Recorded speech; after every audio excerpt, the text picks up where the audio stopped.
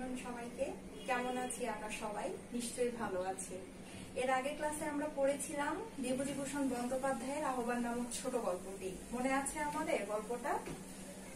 আজকে আমরা একটা নতুন বৈজ্ঞানিক ছোট গল্প পড়ব, যেটির নাম হচ্ছে মহাজাগতিক কিউরেটর। লিখেছেন কে? লিখেছেন মোহাম্মদ জাফর ইকবাল। মোহাম্মদ জাফর ইকবাল নামের সঙ্গে তোমরা নিশ্চয়ই কম বেশি সবাই পরিচিত, তাই না?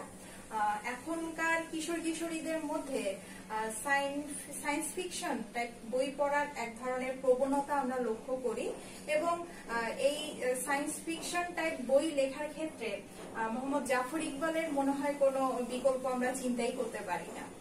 তো মহাজাগতিক কিউরেটর এই গল্পটিতে যাওয়ার আগে আমরা দু চারটা কথা মোহাম্মদ জাফর ইকবাল সম্পর্কে বলবো, কেমন? বাংলাদেশে যে কয়েকজন সেরা শিক্ষাবিদ, শ্রেষ্ঠ লেখক বা সাহিত্যিকের আসনে আসীন হতে পেরেছেন, তাদের মধ্যে মোহাম্মদ জাফর ইকবাল হচ্ছেন অন্যতম। তিনি হচ্ছেন বাংলাদেশের বৈজ্ঞানিক কল্পকাহিনী লেখা এবং এটি জনপ্রিয় করার একজন অন্যতম পথিকৃৎ। এছাড়াও তিনি অনেক শিশু সাহিত্য রচনা করেছেন এবং তিনি একজন জনপ্রিয় কলাম লেখকও বটে। আর তিনি বর্তমানে সিলেট শাহজালাল বিজ্ঞান ও প্রযুক্তি বিশ্ববিদ্যালয়ের বিজ্ঞান কম্পিউটার বিভাগ ও তড়িৎ বিভাগ এই বিষয়টির অধ্যাপনার কাজে তিনি নিয়োজিত আছেন। তার অনেকগুলো রচনা বা তার অনেকগুলো উপন্যাস আমরা কিন্তু চলচ্চিত্রে রূপায়িত হতে দেখি, তাই না? আমাদের মনে পড়ে দীপু নাম্বার 2, তারপরে রাশেদ আমার বন্ধু, এগুলো কিন্তু আমরা চলচ্চিত্র হিসেবে দেখেছি, যেগুলো তার অন্যতম শিশু সাহিত্য রচনা। এবং একটি জরিপে দেখা যায় যে কিশোর কিশোরীদের মাঝে যে কয়েকজন সাহিত্যিক জনপ্রিয়তার শীর্ষে অবস্থান করছেন, তাদের মধ্যে মোহাম্মদ জাফর ইকবাল কিন্তু সবার উপরে, ঠিক আছে? তো মোহাম্মদ জাফর ইকবাল 1952 সালে সিলেটে জন্মগ্রহণ করেন।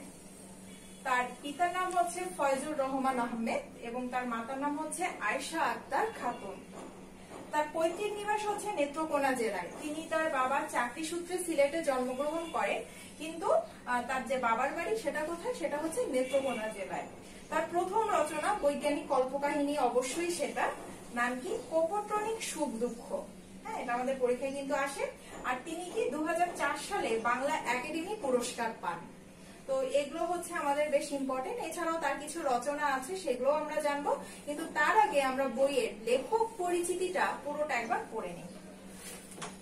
এখানেও আমরা এই বিষয়গুলোই পাবো। আমরা সবাই বইয়ের দিকে তাকাবো। তোমরা চলে যাবে মহাজাগতিক কিউরেটর মোহাম্মদ জাফর ইকবাল। মোহাম্মদ জাফর ইকবাল 1952 সালের 23শে ডিসেম্বর পিতার কর্মস্থল সিলেটে জন্মগ্রহণ করেন। তার পিতা শহীদ ফয়জুর রহমান আহমেদ, জননী আয়েশা আক্তার খাতুন। তার পৈতৃক নিবাস নেত্রকোনা জেলায়। তার মাধ্যমিক শিক্ষা সমাপ্ত হয় বগুড়ায়। ঢাকা কলেজ থেকে উচ্চ মাধ্যমিক পরীক্ষা পাশের পর তিনি তাত্ত্বিক পদার্থবিজ্ঞানে স্নাতকোত্তর ডিগ্রি লাভ করেন ঢাকা বিশ্ববিদ্যালয় থেকে। তিনি ইউনিভার্সিটি অব ওয়াশিংটন থেকে পিএইচডি ডিগ্রি লাভ করেন। দীর্ঘ প্রবাস জীবন শেষে দেশে প্রত্যাবর্তন করে তিনি সিলেটের শাহজালাল বিজ্ঞান ও প্রযুক্তি বিশ্ববিদ্যালয়ের অধ্যাপক পদে নিযুক্ত হন। মোহাম্মদ জাফর ইকবাল বাংলা ভাষায় রচিত সায়েন্স ফিকশন বা বৈজ্ঞানিক কল্পকাহিনীর একচ্ছত্র সম্রাট। কপোট্রনিক সুখ দুঃখ রচনার মাধ্যমে এ ধারার সাহিত্যে তার প্রথম আবির্ভাব, এটা আমরা আন্ডারলাইন করব। তিনি একই সঙ্গে বস্তুনিষ্ঠ বিজ্ঞানী ও স্বপ্নচারী রোমান্টিক। তার সাহিত্যেও বিজ্ঞানের বস্তুনিষ্ঠা ও মানবীয় কল্পনার সম্মিলন ঘটেছে। মাতৃভূমি, মানুষ ও ধরিত্রীর প্রতি নৈতিক দায়বদ্ধতা তার সাহিত্যিক মানসের প্রধান বৈশিষ্ট্য। বাংলাদেশের বিজ্ঞানমুখী তরুণ প্রজন্মের তিনি আদর্শ। কিশোর উপন্যাস ও ছোট গল্প রচনাতেও তিনি দক্ষতার স্বাক্ষর রেখেছেন। কিশোর উপন্যাস আন্ডারলাইন করবে।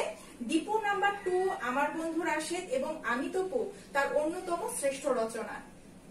মহাকাশে মহাত্রাস, টুকুনজিল, নিঃসঙ্গ গ্রহচারী, একজন অতিমানবী, ফোবিয়ানের যাত্রী সহ অনেক পাঠকপ্রিয় সায়েন্স ফিকশন ও বৈজ্ঞানিক কল্পকাহিনীর তিনি স্রষ্টা। আন্ডারলাইন করে নিবে। মহাকাশে মহাত্রাস, টুকুনজিল, নিঃসঙ্গ গ্রহচারী, একজন অতিমানবী, ফোবিয়ানের যাত্রী। 2004 খ্রিস্টাব্দে বিজ্ঞান লেখক হিসেবে তিনি বাংলা একাডেমি পুরস্কার পান। আন্ডারলাইন করে নেবেন। এই হচ্ছে আমাদের ছোটখাটো লেখক পরিচিতি। এখানে যা দেয়া আছে সেটা এখানকার যে ইম্পর্টেন্ট লাইনগুলো তোমরা সেগুলো মনে রাখার চেষ্টা করবে। এখন আমরা চলে যাব আমাদের এই ছোট গল্পটাতে। মহাজাগতিক মানে হচ্ছে মহাজগৎ সম্পর্কীয়, আর কিউরেটর হচ্ছে জাদুঘর রক্ষক, যেটা আমাদের শব্দার্থে দেয়া আছে। তো মহাকাশে একটা জাদুঘর আছে, সেই জাদুঘরের যে রক্ষক, সেই রক্ষকের মধ্যে দুজন আমাদের এই পৃথিবী গ্রহে নেমে এসেছে এখানকার থেকে সব থেকে যে শ্রেষ্ঠ বুদ্ধিমান প্রাণী তাকে মহাকাশে নিয়ে যেতে। মূলত এটি নিয়েই গল্পটা। এবং এই কিউরেটর অনেকগুলো প্রাণী পরীক্ষা নিরীক্ষা করে শেষ পর্যন্ত এই পৃথিবী গ্রহের কোন প্রাণীটিকে শ্রেষ্ঠ প্রাণী বা বুদ্ধিমান প্রাণী বলে বিবেচনা করেছে সেটাই আমরা এখন বুঝতে পারবো। আমরা সরাসরি পড়ায় চলে যাই। আজকে আমরা পড়বো, পরের দিন আমরা এই গল্পটা নিয়ে আলোচনা করব। সবাই বইয়ের দিকে মনোযোগী হবে। সৌরজগতের তৃতীয় গ্রহটি খুঁটিয়ে খুঁটিয়ে দেখে তারা বেশ সন্তুষ্ট হলো। তারা বলতে এখানে কিন্তু কিউরেটরদের বোঝানো হয়েছে। প্রথম প্রাণীটি বলল, কিউরেটরের একজন হচ্ছে প্রথম প্রাণী বলে এখানে দেয়া আছে। প্রথম প্রাণীটি বলল এখানে প্রাণীর বিকাশ হয়েছে।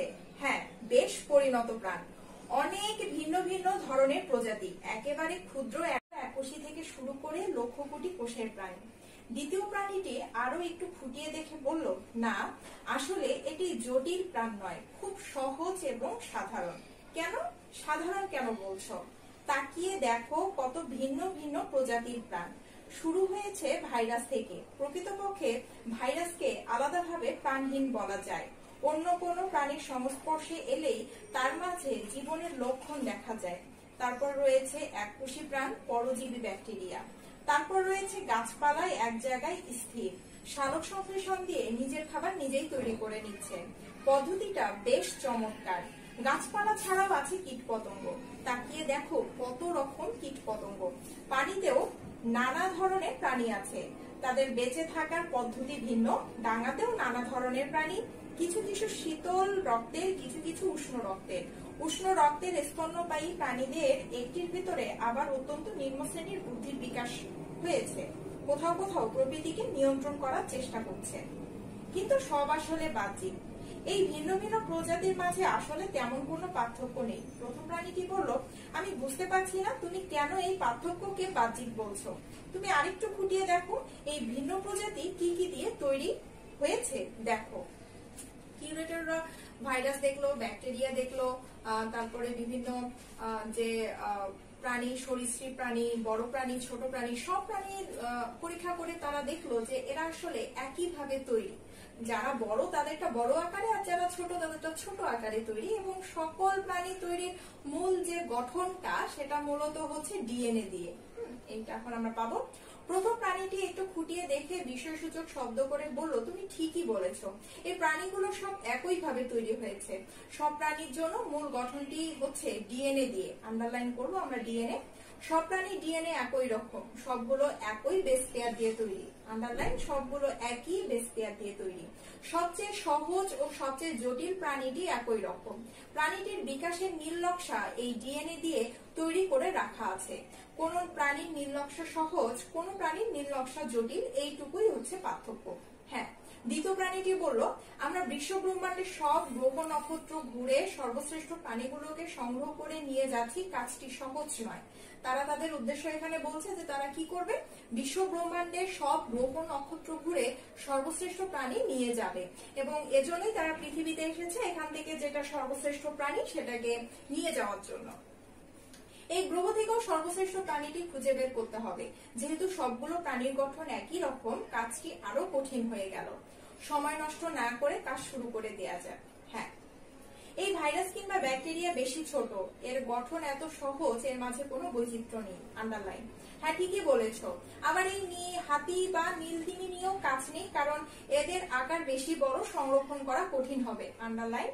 গাছপালা নেওয়ারও প্রয়োজন নেই, এরা এক জায়গায় স্থির থাকে। আন্ডারলাইন। যেখানে গতিশীল প্রাণী আছে সেখানে স্থির প্রাণ নেওয়ার কোনো অর্থ হয় না। এই প্রাণীটি সম্পর্কে তোমার কি ধারণা? এটাকে বলে সাপ।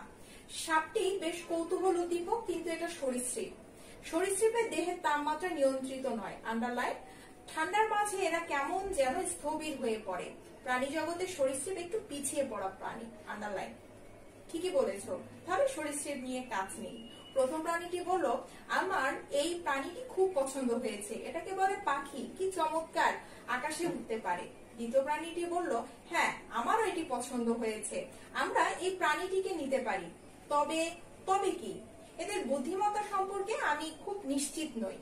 আমাদের কি এমন কোনো প্রাণী নেওয়া উচিত নয় যারা বুদ্ধিমত্তার পরিচয় দিয়েছে, যারা কোনো সভ্যতা গড়ে তুলেছে? ঠিকই বলেছ, তাহলে আমাদের স্তন্যপায়ী প্রাণীদের একবার দেখা উচিত। এই দেখো একটা স্তন্যপায়ী প্রাণী, কি সুন্দর, হলুদের মাঝে কালো ডোরা কাটা, এর নাম বাঘ। হ্যাঁ, প্রাণীটি চমৎকার, কিন্তু এটি একা একা থাকতে পছন্দ করে। এরা একটা সামাজিক প্রাণী নিতে পারি না। আন্ডারলাইন। বাঘ একা একা থাকতে পছন্দ করে এবং অসামাজিক প্রাণী। কুকুরকে নিলে কেমন হয়? এরা একসাথে থাকে, দল বেঁধে ঘুরে বেড়ায়। প্রথম প্রাণীটি বলল, এই প্রাণীটিকে মানুষ পোষ মানিয়ে রেখেছে, প্রাণীটা নিজেদের স্বকীয়তা হারিয়ে ফেলেছে। আন্ডারলাইন। কুকুরের মধ্যে কোনো স্বকীয়তা বা নিজস্বতা বলতে কিছু নেই। ঠিকই বলেছ, গৃহপালিত প্রাণীগুলোর মাঝে স্বকীয়তা লোপ পেয়ে যাচ্ছে। একটা খাঁটি প্রাণী নেওয়া প্রয়োজন। হরিণ নিলে কেমন হয়?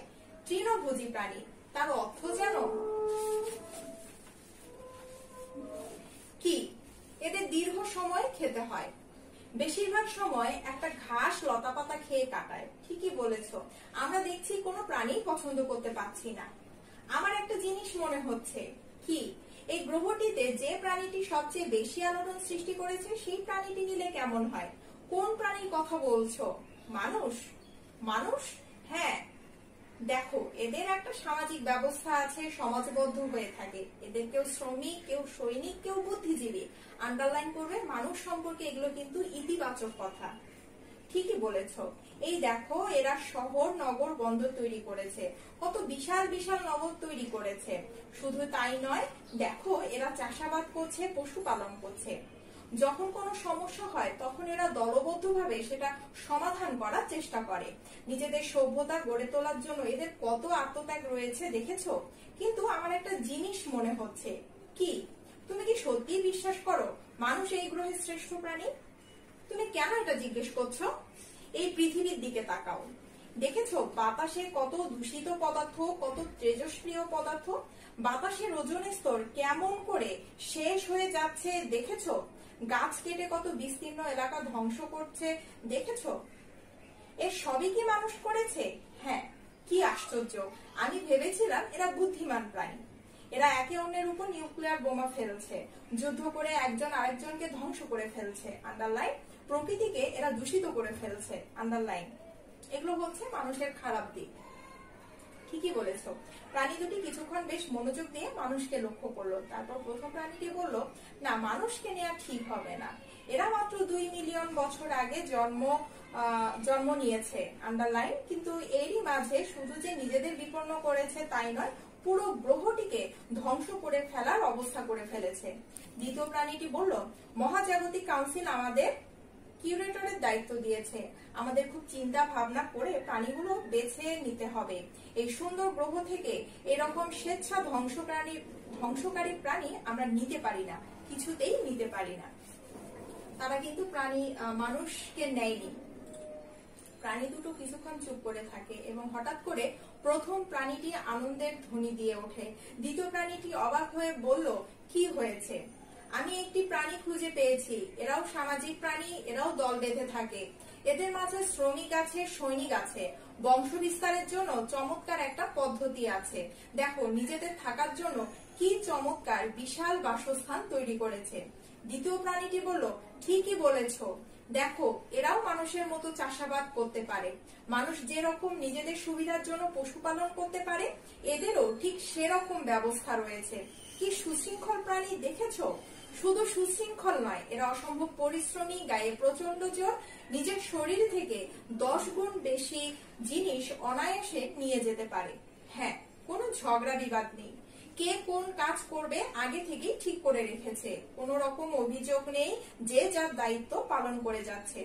অত্যন্ত সুবিবেচক, আগে থেকে খাবার জমিয়ে রাখছে, আর বিপদে কখনো দিশেহারা হয় না, অন্যকে বাঁচানোর জন্য অকাতরে প্রাণ দিয়ে যাচ্ছে। মানুষের বয়স মাত্র 2 মিলিয়ন বছর, আন্ডারলাইন, সেই তুলনায় এরা সেই ডাইনোসরের যুগ থেকে বেঁচে আছে, আন্ডারলাইন। প্রকৃতির এতটুকু ক্ষতি করেনি। আমি নিশ্চিত মানুষ নিজেদের ধ্বংস করে ফেলার পরও এরা বেঁচে থাকবে। পৃথিবী এক সময় এরাই নিয়ন্ত্রণ করবে, আন্ডারলাইন। ঠিকই বলেছো। তাহলে আমরা এই প্রাণীটাই নিয়ে যাই। হ্যাঁ, পৃথিবীর এই চমৎকার প্রাণীটা নেওয়াই সবচেয়ে সুবিবেচনার কাজ হবে। দুজন মহাজাগতিক কিউরেটর সৌরজগতের তৃতীয় গ্রহটি থেকে কয়েকটি পিঁপড়া তুলে নিয়ে গ্যালাক্সির অন্য গ্রহ নক্ষত্রে রওনা দেয়। দীর্ঘদিন থেকে বিশ্ব ব্রহ্মাণ্ড ঘুরে ঘুরে তারা গুরুত্বপূর্ণ প্রাণী সংগ্রহ করছে। তাহলে মানুষকে বাদ দিয়ে শেষ পর্যন্ত কিউরেটর কাদেরকে নিল? কয়েকটা পিঁপড়াকে নিল। তাহলে পিঁপড়াই তাদের কাছে মনে হয়েছে অত্যন্ত বুদ্ধিমান, সুবিবেচক, এবং এরা প্রকৃতির কোনো ক্ষতি করে না, অন্যের জন্য অকাতরে নিজের প্রাণ বিলিয়ে দেয়, যেটা আমরা মানুষের মধ্যে দেখতে পারি না। মানুষ কিন্তু পিঁপড়ার মতো এতটা সুবিবেচক নয়।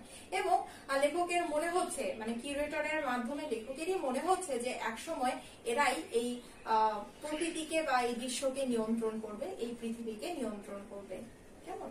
তাহলে আমরা একে একে এখানে অনেকগুলো প্রাণীর নাম জানলাম। প্রথমে ভাইরাস, ব্যাকটেরিয়া, তারপরে হাতি, নীলতিমি, বাঘ, সাপ, হরিণ, কুকুর, মানুষ, পিঁপড়া। তো এতগুলো প্রাণীকে পিছিয়ে ফেলে রেখে কেন পিঁপড়া শ্রেষ্ঠ প্রাণী হলো, এবং কিউরেটররা কিভাবে এই শ্রেষ্ঠ প্রাণী পরীক্ষা করলো, পরীক্ষা করে তাদের মহাজগৎ, যে গ্যালাক্সি বলো মহাজগতে নিয়ে গেল, সেটা নিয়ে এখানে লেখক আলোচনা করেছে। এবং তোমরা যখন পড়বে তখন এগুলো খেয়াল রাখবে যে কোন প্রাণীর মধ্যে কোন কমতিটা ছিল, যে কারণে তারা শ্রেষ্ঠ প্রাণী হয়ে উঠতে পারলো না। সেটা মানুষ হোক, কুকুর হোক, বাঘ হোক, প্রত্যেকের মধ্যেই কোনো না কোনো কমতি ছিল। শুধুমাত্র আমরা দেখতে পাই পিঁপড়ার মধ্যেই এই কমতিগুলো নেই। এবং পিঁপড়া যদি এভাবে থাকে তাহলে তারা একদিন এই পৃথিবীকে নিয়ন্ত্রণ করবে। হ্যাঁ, তারা মানুষ জন্মের আগে থেকেও রয়েছে এবং এখনো রয়েছে এবং ভবিষ্যতেও থাকবে। এই চিন্তা করে আমাদের কিউরেটর এই পিঁপড়াকে নিয়ে যায়, মানুষকে নেয় না। আমরা যদিও মানুষকে শ্রেষ্ঠ প্রাণী বলি, কিন্তু তারপরও মানুষের মধ্যে যে খারাপ দিকগুলো রয়েছে সেগুলোই মূলত লেখক এখানে তুলে ধরেছেন।